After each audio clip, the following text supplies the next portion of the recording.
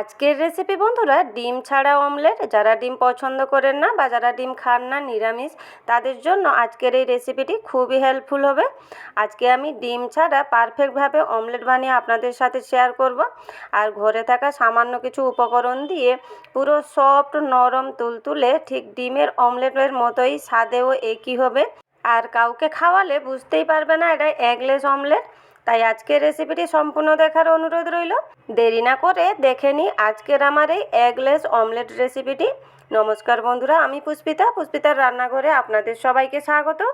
Eggless এই omelette বানানোর জন্য এখানে একটা পাত্রে 1 বাটি বেসন নিয়েছি। বেসন দিয়েই আজকে আমি এগলেস অমলেট বানিয়ে দেখাবো। আর তার সাথে যাতে বাইন্ডিং একটু ভালো আসে নিয়েছি ওই বাটিরই হাফ বাটির মতো ময়দা। এরপর তাতে দিয়ে দিব পরিমাণ মতো লবণ।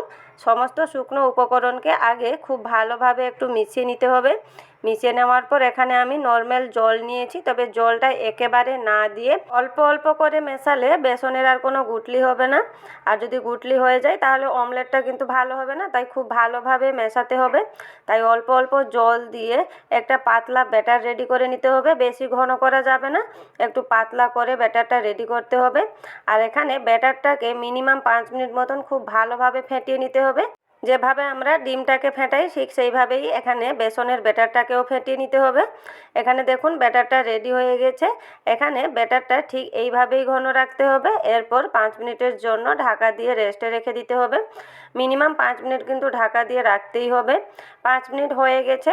এরপর ঝালের জন্য দিয়ে দিলাম কিছু লঙ্কা কুচি আর একটা মিডিয়াম সাইজের পেঁয়াজ কুচি নিয়েছি। তার সাথে নিয়েছি ফ্রেশ কিছু ধনেপাতা কুচি।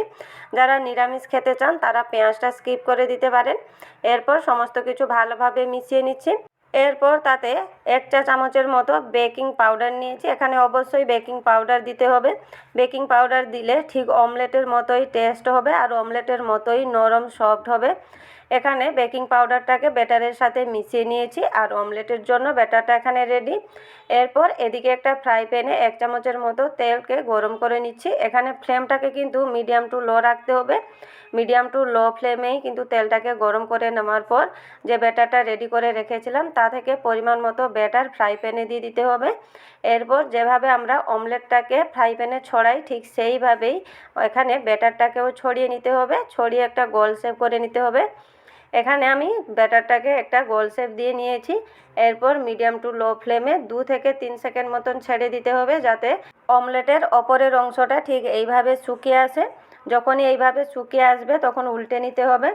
আর উল্টানোর সময় দেখুন একটুও লেগে থাকবে না, খুব সুন্দরভাবে উল্টে যাবে। আর দেখুন কালারটাও কত সুন্দর চেঞ্জ হয়ে গেছে, পুরো অমলেটের মতোই লাগছে। আর দেখেই বুঝতে পারছেন কতটা নরম সফট হয়েছে। এখানে দেখুন অমলেটটা রেডি হয়ে গেছে আর দেখতে কতটা সুন্দর লাগছে। আমি তুলে নিচ্ছি। একইভাবে আবারও একটা বানিয়ে নিচ্ছি। একইভাবে লো ফ্লেমে তেলটাকে গরম করে নেওয়ার পর তাতে পরিমাণ মতো ব্যাটার দিয়ে ব্যাটারটাকে ফ্রাই প্যানে এইভাবে ছড়িয়ে নিতে হবে। এরপর 2 থেকে 3 সেকেন্ড মতন ছেড়ে দিলে অমলেটের যখন ওপরের অংশটা শুকিয়ে আসবে তখন উল্টে নিতে হবে। বন্ধুরা এই রকম যখন এগলেস অমলেট বানিয়ে কাউকে খাওয়াবেন কেউ বুঝতেই পারবে না এটা এগলেস অমলেট। খেতে কিন্তু ভীষণই স্বাদের হয় আর দেখতে পুরো অমলেটের মতন হয়। এই রকম বানিয়ে বাচ্চাদের স্কুল টিফিনেও দেওয়া যায় কিংবা সকালের নাস্তায় খুব সহজে বানিয়ে ফেলা যায়।